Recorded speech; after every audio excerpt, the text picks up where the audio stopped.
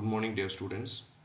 Today we are going to see an important area in investment management regarding risk and return.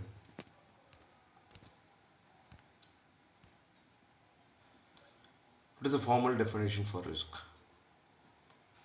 It is the variability of returns from those that are expected, or it might be the chance that some unfavorable event will occur,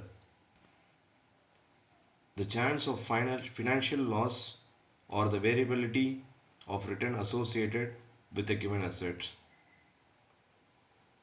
What is a formal definition for return? It's a total gain or loss experienced on an investment over a given period of time, calculated by dividing the assets cash distributions during the period plus change in value and divided by its beginning of period of investment. This has been represented by this below formula. K is equal to actual expected or required rate of return during the period, and C is cash flow received from the asset investment in the time period, and P is the price value of the asset at time, and P T minus 1 is the price value of asset time minus 1. What is risk preference? Risk is indifferent. The attitude towards risk in which no change in return would be required for an increase in risk. What do you mean risk averse? This is the attitude towards risk in which an increased return would be required for an increase in risk. Who are called as a risk seekers? Those attitudes towards risk in which a decreased return would be accepted for an increased risk. Now we are going to see what are the sources from where risk arises. First one is firm specific risk. It can be classified under two heads, namely business risk and financial risk. Business risk is the chance that a firm will not be able to cover its operating cost. And the financial risk is the chance that the firm will be unable to cover its financial obligation as they come due. And second one is about the shareholder specific risk. Interest rate risk is a risk that affects the change in interest rate, and liquidity risk is the chance that the investment cannot be liquidated at reasonable price, and the market risk, the chance that the valuation of investment will be declining because of market factors. And the other sources of risk arises from firm and shareholders risk. Event risk. It is a risk that impacts of unexpected event. Exchange rate risk is the impact of fluctuation in the currency exchange rate. Purchasing power risk is the impact of inflation or deflation on the consumer's purchasing power, and the tax risk is the chance of the unfavorable tax law will occur. How we are going to measure a risk? The general term or a method of calculating the risk is a probability distribution.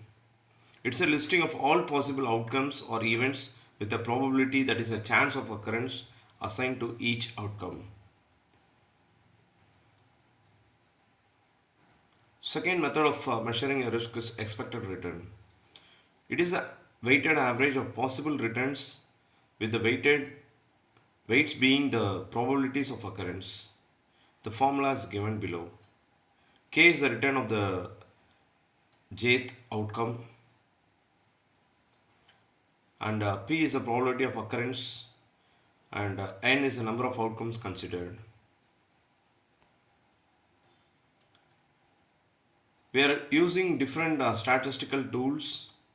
In general, there are three statistical tools used to measure the risk. First one is the range, and second one is the standard deviation, and the third one is coefficient of variation, that is CV. Range is a measure the difference between the highest value of the return and its lowest value. Higher the range, higher will be the risk of an asset. Standard deviation is the most common statistical indicator of an asset risk. It measures the dispersion around the expected value or the average value of square deviation from mean. It is a measure of volatility.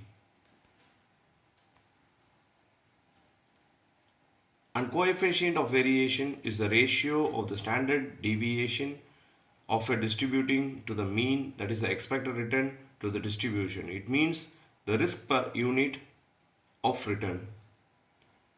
The formula is given above.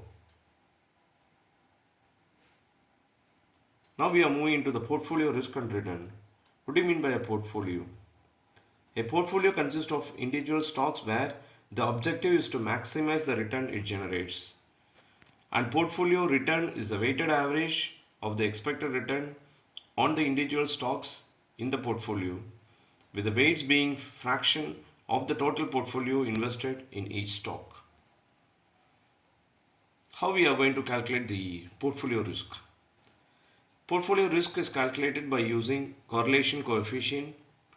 The relationship between two variables is called correlation, and the coefficient which measures the degree of relationship between the variables is calculated called as the correlation coefficient.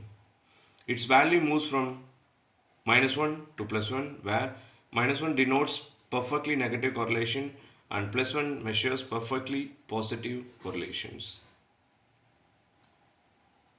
What are the use of correlation coefficient in diversification?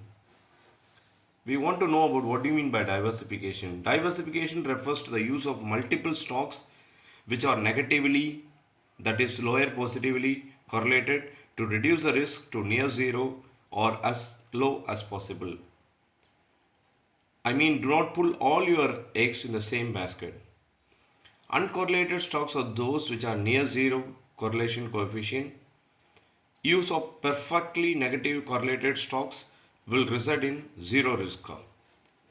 It is impossible to have perfectly negative correlation, and most of the assets are less than perfectly correlated, and additions of assets to a portfolio will lower and lower the risk.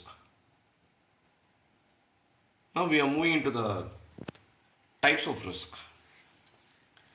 In general, risk is classified under non-diversifiable and diversifiable, that is systematic and unsystematic. What do you mean by diversifiable risk? It is a portion of an asset risk that is attributable to firm-specific random causes and can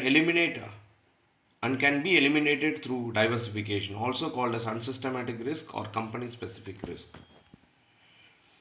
Non-diversifiable risk is a relevant portion of the asset risk attributable to the market factors that affect all firms and cannot be eliminated through diversification. Non-diversifiable risk can also be called as a systematic risk or a market risk. And diversification is a spread of your risk across a number of assets or investments in order to reduce the total risk of the investments. So this is a chart which shows how you are going to diversify the risk between a portfolio, standard deviation, and a number of securities. In order to find out the relationship between risk and return, CAPM, that is capital asset pricing model, plays a very vital role. CAPM is a measure that is being used to link between the non-diversifiable and return of all assets. And beta measures is the extent to which return on given stock move with the stock market. If the historical return on the market are plotted on x-axis and similar returns of the individual stocks are plotted on the y-axis, the slope of the line is called the beta coefficient, or the beta in short. Beta can also be calculated using the formula between the covariance and the variance of the return in the market portfolio. If the value of the beta is greater than 1, it shows average market risk is equal to 1. And average market risk, if less than 1, it shows below average market risk. Portfolio beta. Mutual fund managers use portfolio beta to determine the riskiness of the portfolio. It shows the weighted average of the individual stocks beta. And the security market line, that is SML, is the line that shows the relationship between the risk measured by the beta and the required rate of return for individual securities.